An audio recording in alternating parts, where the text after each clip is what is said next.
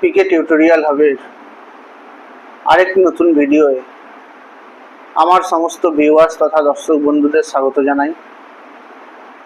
পশ্চিমবঙ্গ উচ্চ মাধ্যমিক শিক্ষা সংসদের একাদশ শ্রেণীর প্রথম সেমিস্টারের বাংলা বিষয়ের অন্তর্গত গল্প পুঁই মাচা নিয়ে আজ আলোচনা করব। এই পুঁই মাচা গল্পটি রচনা করেছেন বাংলা সাহিত্যের অন্যতম স্বনামধন্য লেখক বিভূতিভূষণ বন্দ্যোপাধ্যায়। বিভূতিভূষণ বন্দ্যোপাধ্যায়ের মেঘমল্লার নামক গল্পগ্রন্থ থেকে এই গল্পটি নেওয়া হয়েছে। এই মেঘমল্লার গল্পগ্রন্থটি প্রকাশিত হয়েছিল 1931 সালে। এছাড়াও এই পুঁই মাচা গল্পটি প্রবাসী পত্রিকায় প্রকাশিত হয়েছিল 1924 সালে।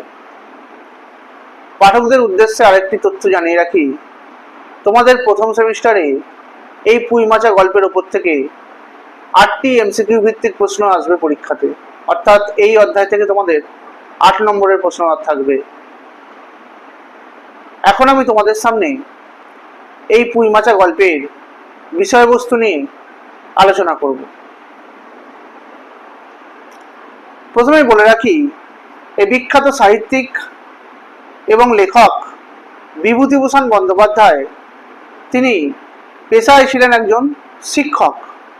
তাই শিক্ষকতার পেশাগত জীবনে প্রবেশ করার পরে তিনি জমিদার খেলাতচন্দ্র ঘোষের বাড়িতে তার সেক্রেটারি রূপে এবং তার পৌত্রের গৃহশিক্ষক এবং তার এস্টেটের ভাগলপুর সার্কেলের সহকারী ম্যানেজারের দায়িত্ব গ্রহণ করেছিলেন।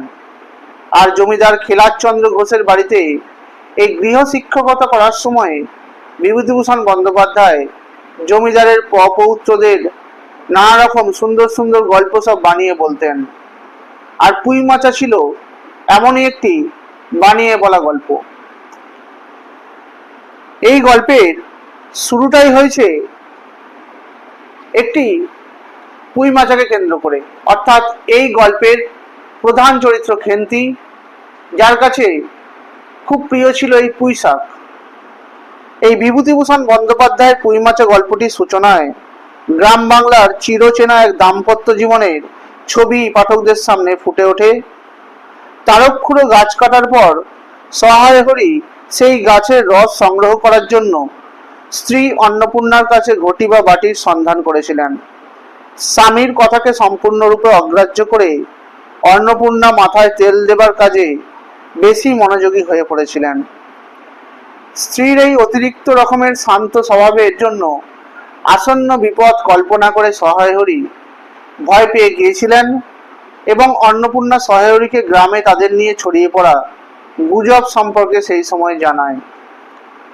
অন্নপূর্ণা সহায় হরিকে এই বলে স্মরণ করিয়ে দেয় যে তারা ভদ্রলোকের সমাজে বাস করে, এখানে বাস করে বাগদি দুলে পাড়ায় ঘুরে বেরিয়ে আর মাছ ধরে ও রস খেয়ে দিন কাটালে সহায় হরির চলবে না। মেয়ে খেন্তির আশীর্বাদ হবার পরেও বিয়ে না হওয়ার অপরাধে সমাজ তাদের এক ঘরে করতে চলেছে। বছর 15 মেয়ে খেন্তিকে নিয়ে তাই মা অন্নপূর্ণার চিন্তার শেষ নেই। অথচ কালীময় ঠাকুরের এক ঘরে করার প্রস্তাবকে সহায় হরি কোনো গুরুত্বই দিতে নারাজ।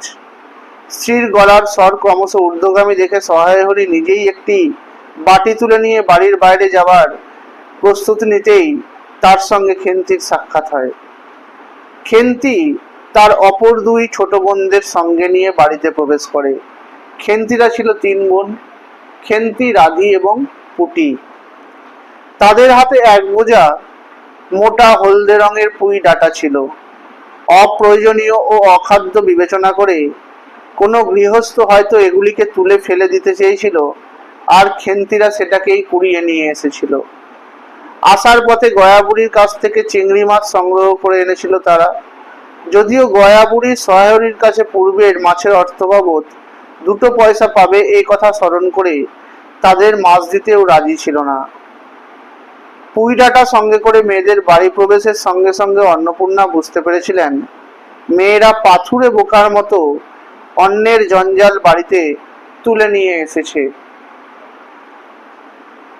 কোনো রকম দয়া মায়া না দেখিয়ে তিনি সঙ্গে সঙ্গে সেই আবর্জনাগুলোকে বাড়ির বাইরে ফেলে আসার নির্দেশ দিয়েছিলেন।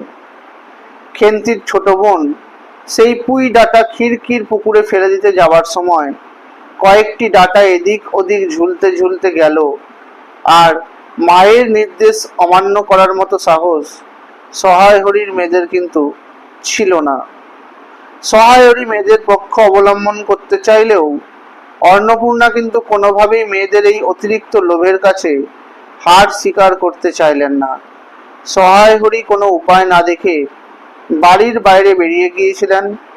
দুপুরবেলা রাত্রে বসে অন্নপূর্ণার মনে পড়েছিল খেন্তি পুঁইশাক কিরকম ভালোবাসে। গত অরন্ধনের পূর্বদিন বাড়িতে পুঁইশাক রান্না হলে সে নিজে অর্ধেক দাবি করেছিল। একসময় তিনি নিজে বাড়ির বাইরে পুকুর পাড়ে গিয়ে কয়েকটা পুঁই ডাঁটা কুড়িয়ে এনে রান্না করলেন। দুপুরবেলা পাতে পুঁইশাকের চচ্চড়ি দেখে খেন্তি আনন্দপূর্ণ চোখে ভয়ে ভয়ে মায়ের দিকে তাকায়। দেখতে দেখতে খেন্তি সেই পুঁইশাক শেষ করে ফেললে অন্নপূর্ণা আবার তাকে পুঁইশাক দিতে চাইলে খেন্তি অবলীলায় ঘাড় নাড়িয়ে সেটিকেও গ্রহণ করে। আর কন্যার এই আনন্দপূর্ণ মুখশ্রী দেখে মাতা অন্নপূর্ণার চোখেও জল চলে আসে। ওদিকে কালীময়ের চণ্ডী মণ্ডপে সহায় হরিকে ডেকে নিয়ে গিয়ে সামান্য কথাবার্তার পর সমাজের নিয়ম কানুন সম্পর্কে তাকে জানানো হয়। তার কাছে জানতে চাওয়া হয় আশীর্বাদ করার পরও সহায় হরি কন্যার বিয়ে কেন ভেঙে দিয়েছিল।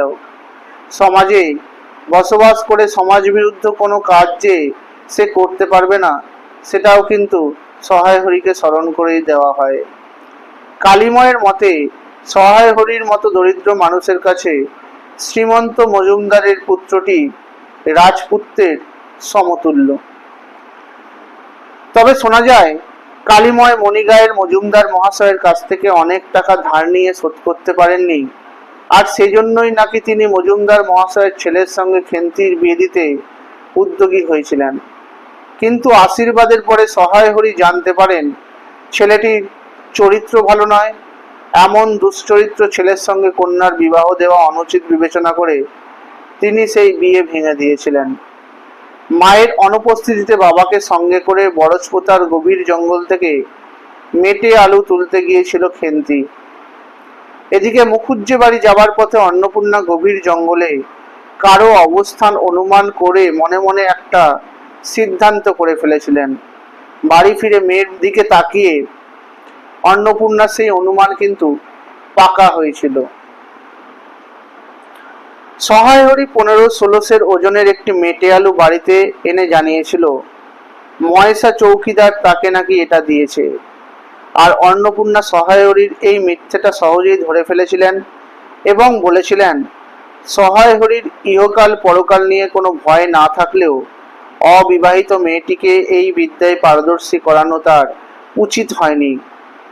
আর অন্নপূর্ণার যুক্তির কাছে সহায় হরির অনুপস্থিতির প্রমাণগুলি হাস্যকর বলে তখন মনে হতে লাগলো। আমি আজকে তোমাদের এই পুঁইমাচা গল্পের এটুকু অংশ নিয়ে আলোচনা করলাম। এই গল্পের বাকি অংশটুকু আমি আমার পরবর্তী ভিডিওতে আলোচনা করব।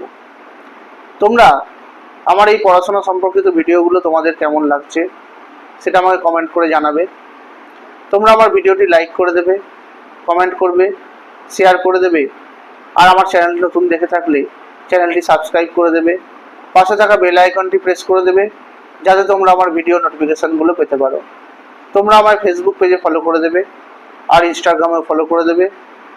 ধন্যবাদ।